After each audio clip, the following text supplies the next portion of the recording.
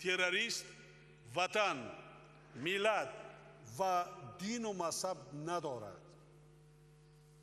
گذشته از این ظهورات دهشتناک و نفرت آور تروریسم که اکثرا تحت شعارهای دینی و مذهبی صورت میگیرد با دین مبین اسلام ارتباط ندارد. برعکس از جانب دشمنان این دین مقدس راه اندازی شده. از وحشانیت عصر میانگی تروریستی پیش از همه کشورهای اسلامی و مسلمانان سیاره ضرر می‌بینند. همه ما شما در هفته گذشته یک حادثه بسیار وحشت انگیز که در سوریه رخ داد آشنایی پیدا کردیم.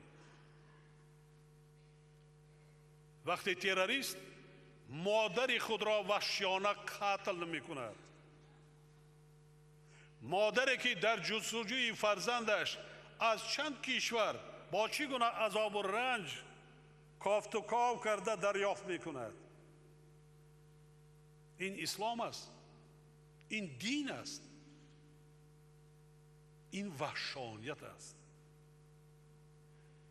حالا که سوریه، عراق، یمن، افغانستان، لیبیا دیگر همه کشورهای اسلامی هستند. همه کشورهای اسلامی هستند. این بدبخت‌ها باز چی می‌خواهند؟